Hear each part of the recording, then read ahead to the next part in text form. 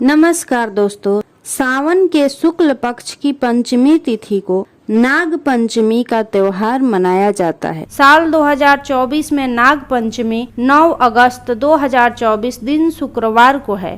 तो चलिए सुनते हैं नाग पंचमी की कहानी। प्राचीन काल में एक सेठ जी रहते थे। उनके 7 पुत्र थे, सातों विवाहित थे। सबसे छोटे पुत्र की पत्नी अधिक विदुषी, सुशील और संस्कारी थी, परंतु उसका कोई भाई नहीं था। एक दिन बड़ी बहू ने कहा कि हम अपने घर को पीली मिट्टी से लिपेंगे, इसलिए वह अपनी सभी देवरानियों के साथ डलिया और खुरपी लेकर मिट्टी खोदने के लिए चली गई। जब वह मिट्टी खोद रही थी, तभी वहाँ एक सर्प निकला, जिसे बड़ी बहू खुरपी से मारने लगी। यह देखकर छोटी बहू ने उसे रोकते हुए कहा, आप इसे मत मारो, यह बेचारा निरपराध है। यह सुनकर बड़ी बहू ने उसे नहीं मारा।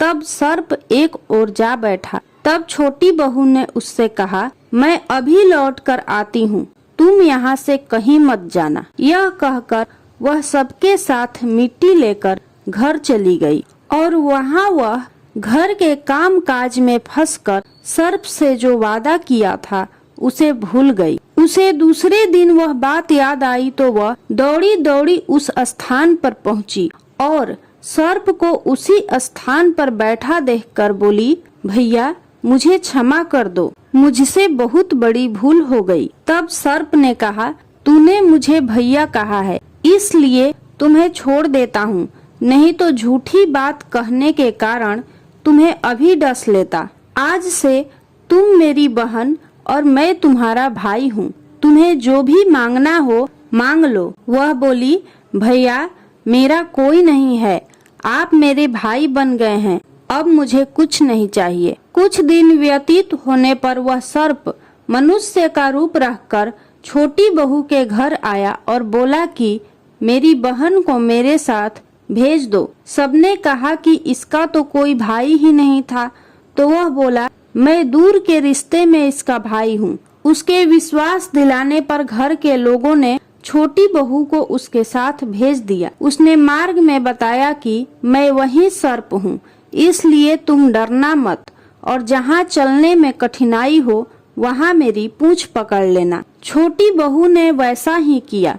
इस प्रकार वह उसके घर पहुँच गई। वहाँ के धन और ऐश्वर्य को देखकर वह चकित हो गई। एक दिन सर्प की माता ने छोटी बहू से कहा, मैं एक काम से बाहर जा रही हूँ, तुम अपने भाई को ठंडा दूध पिला देना। उसके ध्यान में यह बात न रही और उसने सर्प को गर्म दूध पिला दिया, जिससे उसका मुख बुरी तरह से जल गया।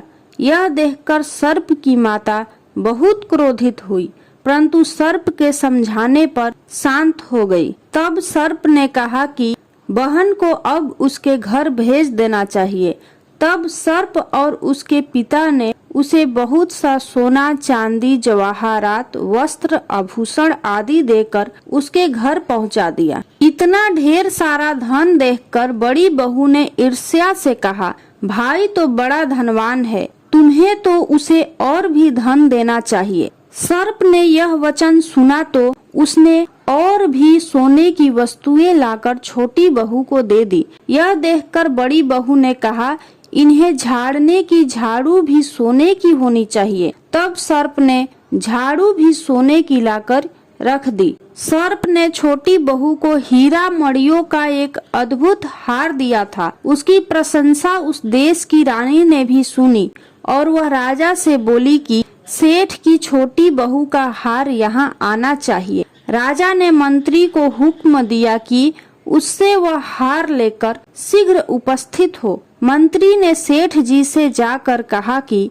महारानी जी ने छोटी बहू का हार मांगा है, वह उससे लेकर मुझे दे दो। सेठ जी ने डर के कारण छोटी बहू से हार मंगाकर मंत्री को दे दिया। छोटी बहू को यह बात बहुत बुरी लगी। उसने अपने भाई सर्प को याद किया और आने पर प्रार्थना की, भैया रानी ने मेरा हार ले लिया है, तुम कुछ ऐसा करो कि जब वह हार उसके गले में रहे तब तक के लिए सर्प बन जाए और जब वह मुझे लौटा दे तब हीरो और मड़ियों का हो जाए। सर्प ने ठीक वैसा ही किया। जैसे ही रानी ने हार पहना वैसे ही वह सर्प बन गया। यह देखकर रानी चीख पड़ी और रोने लगी। यह देखकर राजा ने सेठ के पास खबर भिजवाई कि छोटी बहू को तुरंत भेजो। सेठ जी डर गए कि राजा न जाने क्या करेगा। वे स्वयं छोटी बहू को साथ लेकर उपस्थित हुए।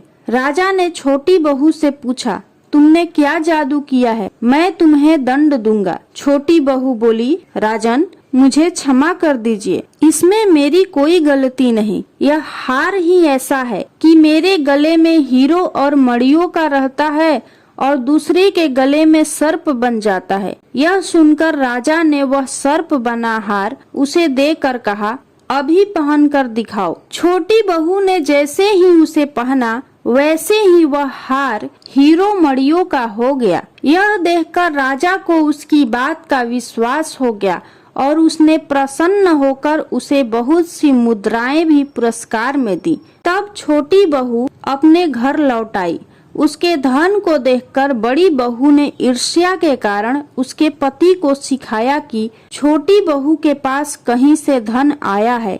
यह सुनकर उसके पति ने अपनी पत्नी को बुलाकर कहा, सच सच बताओ कि यह धन तुम्हें कौन देता है। तब वह सर्प को याद करने लगी। तब उसी समय सर्प ने प्रकट होकर कहा, यदि मेरी बहन के आचरण पर संदेह प्रकट करोगे तो मैं तुम्हें तुरंत डस लूंगा। यह सुनकर छोटी बहू का पति बहुत प्रसन्न हुआ और उसने सर्प देवता का बड़ा सत्कार किया। उसी दिन से नाग पंचमी का त्योहार मनाया जाता है और स्त्रियां सर्प को भाई मानकर उनकी पूजा करती हैं। यदि आपको यह नाग पंचमी की कहानी पसंद आई हो तो कमेंट बॉक्स में नाग देवता की जय जरूर लिखें।